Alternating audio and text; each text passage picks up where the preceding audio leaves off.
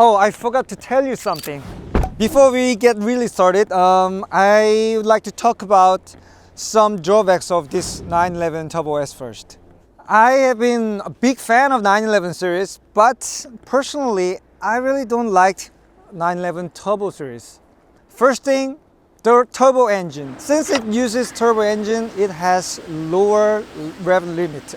Compared to the Corolla, it only revs up till 7,000 RPM. And all turbo models comes with all-wheel drive system as standard. That's one thing that I really don't like. For this exterior design, the 911 has the perfect, elegant body shape, but this slit for the Turbo and Turbo S, it just ruins the rear perfect curve. I wish next generation of the Turbo or Turbo S doesn't have this kind of a slit anymore.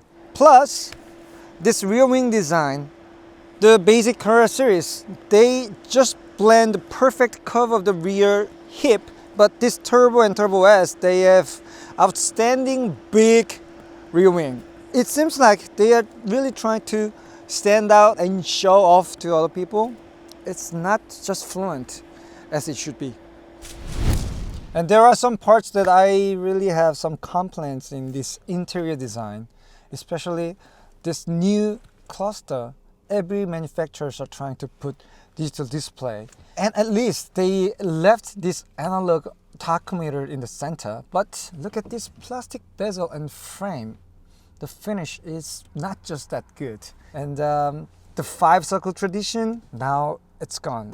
Now we only have just one real tacho in the center. What makes it worse is the circles at the outer side, they are just blocked by the steering rim, so the driver cannot actually see those circles. What do you think about this short, tiny gear lever? It's only 4 centimeters high, and even though my hand is really small, I don't know how to grab this thing. It's always confusing, you know? What makes it worse is the manual button. Traditionally, all the Porsche gear lever with the PDK, they just simply pull it to yourself and goes to the manual mode, but now you need to look down the button, find it, and click it correctly. Yeah, this is not just a matter of Turbo S, but it's a whole problem with this new 992 generation. Cup holder. I have no idea why they put this here. Porsche had been used the best cup holders for the all 911 and sports car series, which was quite intelligent system, in-dash pop-out cup holder, but now we don't have it anymore. However,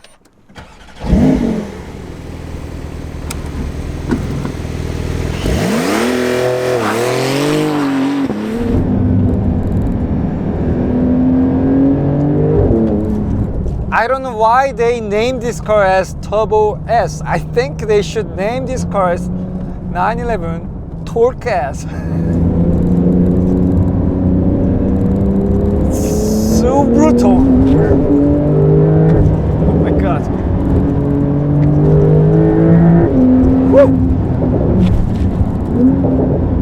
This 3.7 liter engine yields 650 horsepower, but this car is not about horsepower at all. In fact, this car is all about torque. Its maximum torque is 800 Newton meter or 81.6 kilogram meter, and it starts around 2500 RPM till 4000 RPM flat, and it still keeps up almost similar to the maximum torque till the red line 7000 RPM.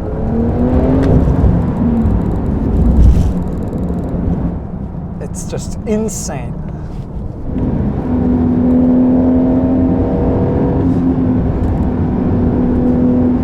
So according to the Porsche, this car can finish 0 to 100 kilometers per hour dash in 2.7 seconds. But actually we tested this car and we got the result of 2.5 seconds. But don't get shocked yet, because this tire does not have the summer tire. This tire is not all-season tire. This tire is winter tire. And with the winter tire, it marked 2.5 seconds, 0 to 100.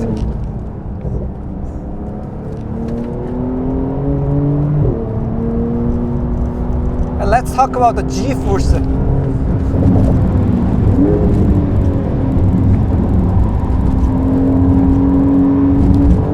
The test drive course that we are driving today is quite old and bumpy, but within this condition and these winter tires, it can easily reach 1.2 lateral G, and I think the rear-wheel steering system helps quite a lot for this maximum lateral G increase.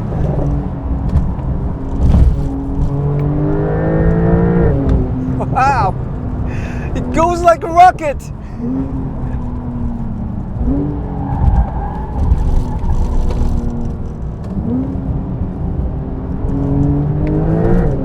Whew. It launches no matter it's uphill or downhill.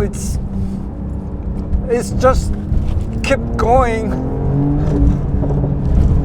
And it seems like it does not feel the gravity at all. Woo! 1.4 G on the left. It's insane. And this ceramic brake with 10 piston, the big yellow banana in the wheel. It gives very solid brake feeling. It never faded out. The traction,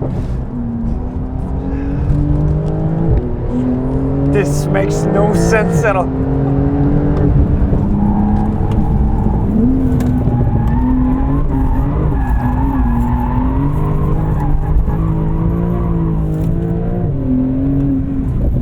You know what? You can actually feel a lot of traction even during the drifting, and usually during that drift the throttle control means the slide angle control, but this car, the throttle control means speed control.